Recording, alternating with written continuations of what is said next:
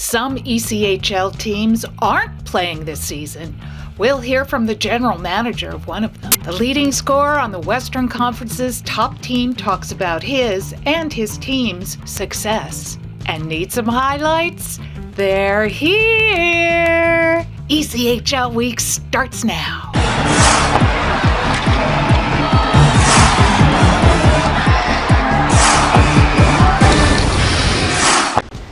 Hi, welcome to ECHL Week. I'm Barry Schickling.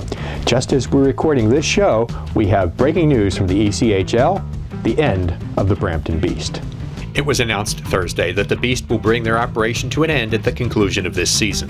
However, since Brampton had previously opted out for 2021, the team remains a league member in name only for the next 4 months. Brampton had joined the ECHL with 6 other members of the defunct Central Hockey League in 2014. In 6 seasons during which the Kelly Cup playoffs were held 5 times, the Beast qualified twice and won 1 series, a division quarterfinal against Reading in 2017. Attendance was always a challenge for the Beast, located in the hockey-saturated Greater Toronto area. Any player whose league rights had been owned by Brampton will become a free agent at the end of this season. We'll have more about the demise of the Brampton Beast in next week's show. There are 12 teams not taking part in the season this year because of COVID-19 issues, and we have with us today the general manager of one of those teams. Ryan McGinnis, general manager of the Norfolk Admirals. Thanks for joining us today. Thanks for having me on, Barry. Ryan, give us a little bit of the background about what's been happening with the Admirals since their last game in March. When we shut down in March of 2020, nobody had any idea, including ourselves, of really the wins and the Fs. A lot of unknown that a season would start.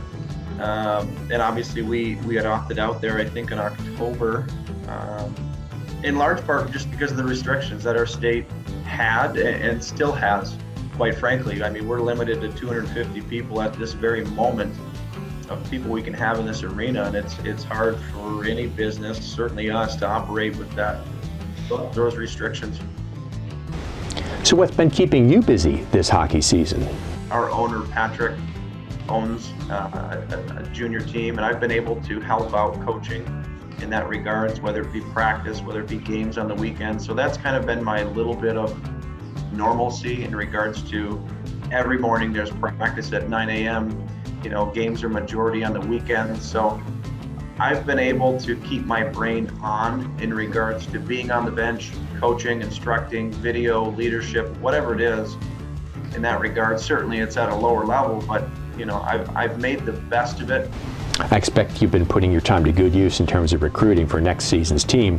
Have you been watching a lot of hockey this year?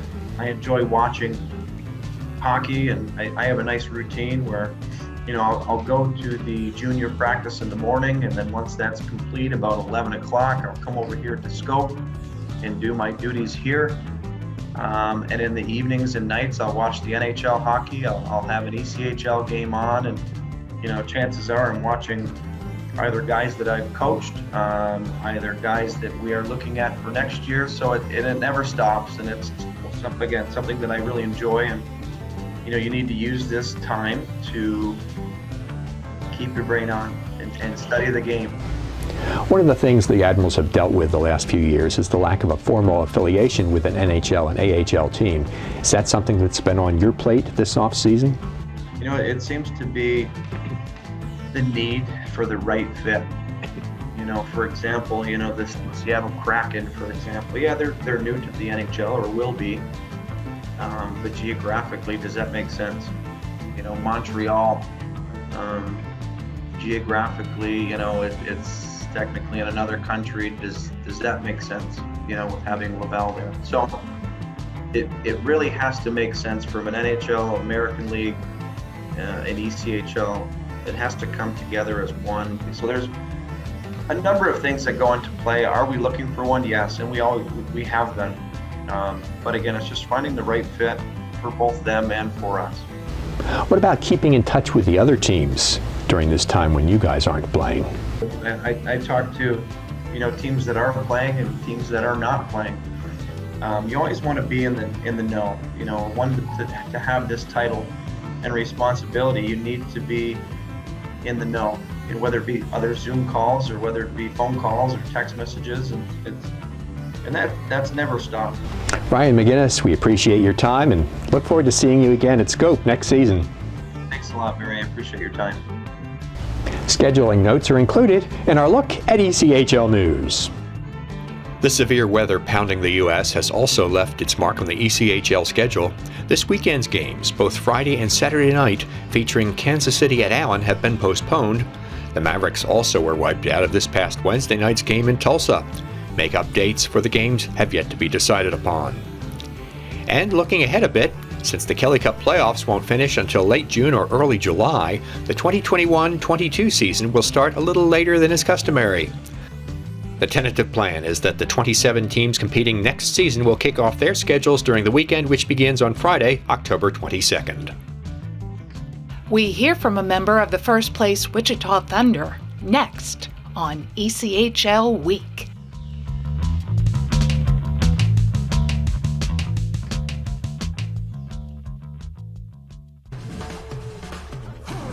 When you adopt a shelter pet, you discover their unique mix of all kinds of traits. Where'd Wiley go?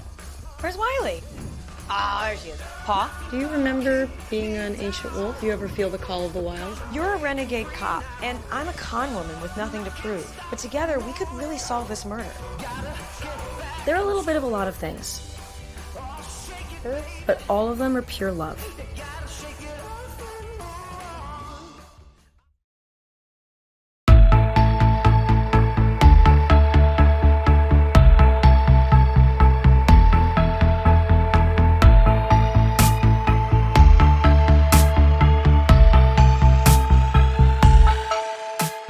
The Wichita Thunder have been playing as well as any time since they entered the ECHL in 2014. And one of the big reasons for that is the play of forward Anthony Beauregard. Beauregard is 10th in the ECHL in scoring and is leading his team. He started his pro career with the Indy Fuel 4 seasons ago, and in the interim he played for Concordia University in Montreal, made a brief stop in the American League, as well as playing a season with Brampton and another in Scotland. It's taken some time, but he's clicking at a point-a-game pace so far this season. With the beginning of the season, I had like a pretty tough start, but when you think about that, we didn't play since maybe, I didn't play until March last year, so for me it was just a question of time, and I think it's all about the team right now. The team's doing really well. My line mate, Jay and Steph, I think we just started to find each other. So yeah, for sure, I'm happy with that. But at the end of the day, I need to be better every day. Beauregard talks about the keys to Wichita's success this year, including a 7-2 record on the road. When we use our speed, when we physical, I think it's good things happen after that. So. If we play on the road, we just try to keep it simple. We don't have to do any show or whatever. We just there to win some hockey games. So we just try to, like I said, we just try to bring our best. And I think right now we're doing pretty good. Yeah. The former Quebec Major Junior League star in Val d'Or feels his teammates are on the same page this season.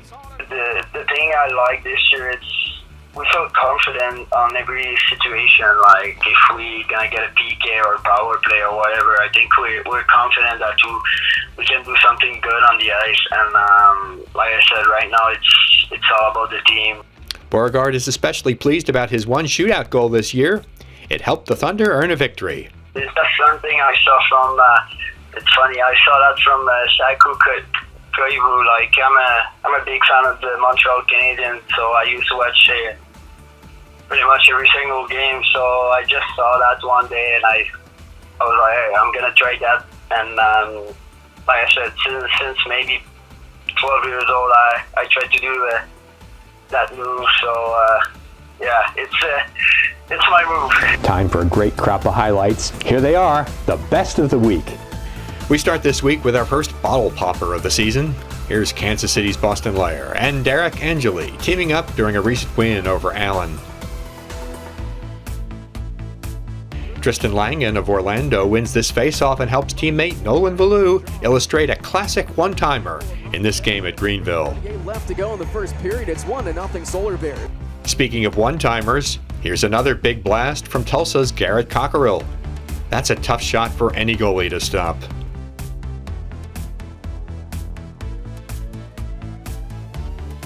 You don't see many backhand shots in the current game, but Trey Bradley of Utah gets one off here, and it is a beauty.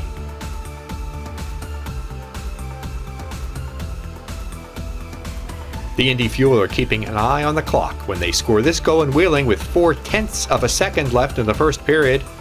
Cedric Lacroix gets the final touch. Cedric Lacroix with 0.4 seconds to go in the first period gives the Fuel a 1-0 lead. Matthew Gagnon of Wichita displays how important it is to be in the right place at the right time as he picks up this rebound and slams it home.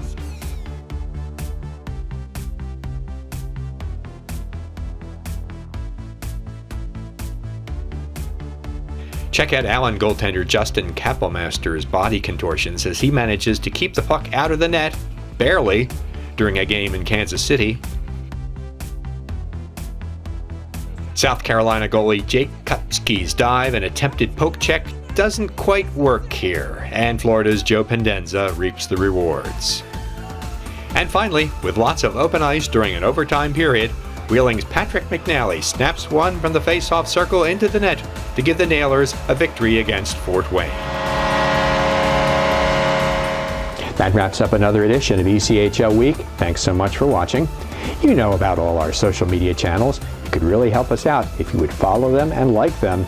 It means a lot to us. Stay safe. See you next time.